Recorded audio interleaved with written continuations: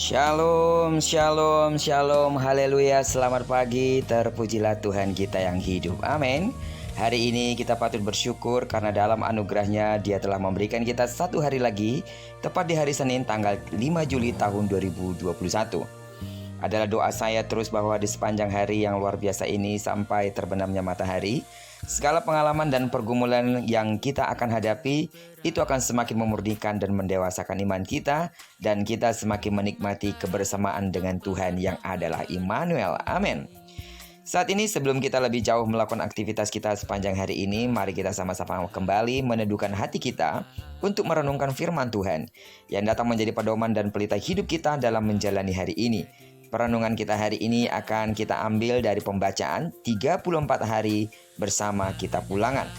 Hari ini kita telah memasuki hari yang kedua, maka kita akan membaca Kitab Ulangan pasal yang kedua ayat pertama sampai dengan ayat yang ke-37. Namun sebagai perenungan kita hari ini, saya akan coba bacakan untuk kita ayatnya yang ke-31 sampai dengan ayatnya yang ke-33. Lalu Tuhan berfirman kepadaku, ketahuilah, aku mulai menyerahkan Sihon dan negerinya kepadamu. Mulailah menduduki negerinya supaya menjadi milikmu.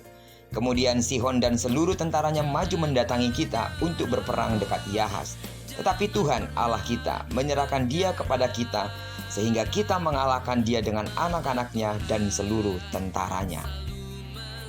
Saudara yang kekasih di dalam nama Tuhan Yesus, sidang jemaat Tuhan, kita ketahui bahwa dalam sebuah perlombaan, seseorang dikatakan sebagai pemenang jika tim juri telah memutuskan hasil akhirnya, bukan? Namun yang dialami bangsa Israel ini berbeda. Mereka mendapatkan kemenangannya bukan pada akhir peperangan, tetapi pada saat firman Tuhan diucapkan. Tuhan berfirman akan mulai menyerahkan Sihon dan negerinya supaya menjadi milik pusaka bangsa Israel. Saat itulah Tuhan menyerahkan Sihon. Umumnya yang terjadi, kita merasa menang ketika kita mendengar pengakuan dan keputusan atas kemenangan kita. Tanpa sadar, kehidupan kita terbentuk oleh kebiasaan dunia ini. Kita berbicara, kita berpikir, dan kita bertingkah laku seperti apa yang diinginkan dunia. Seharusnya, kita melakukan apa yang diperintahkan Tuhan berdasarkan kebenaran dan bukan berdasarkan apa yang diingini oleh dunia. Camkanlah hal ini bahwa ketika Tuhan telah berfirman, maka firman-Nya itu pasti digenapi. Ketika Tuhan berkata kita adalah umat pemenang, maka begitulah kenyataannya. Jadi apapun masalah yang menimpa hidup kita, itu tidak akan pernah dapat mengubah keputusan Tuhan bahwa kita adalah pemenang, kecuali jika kita tidak mempercayainya. Karena itu, hidup kita haruslah berani berbeda dari kebiasaan dunia. Melalui perenungan kita hari ini, kiranya kita bisa mengubah cara berpikir kita agar tidak melihat dulu baru percaya. Tetapi percayalah dulu sebelum semuanya digenapi. Karena demikianlah cara kerja Tuhan. Masa depan bersama Tuhan adalah masa depan yang terbaik, dan itu pasti. Jadi jangan berlaku seperti orang dunia yang baru percaya kalau sudah melihat. Tetapi percayalah sekarang juga. Sebab sesungguhnya itu sudah terjadi ketika kita yakin Tuhan sudah melakukannya bagi kita. Kita sudah ditetapkan sebagai pemenang dan tidak ada yang sanggup menyangkalinya. Maka karena itu janganlah berlaku seperti orang yang kalah.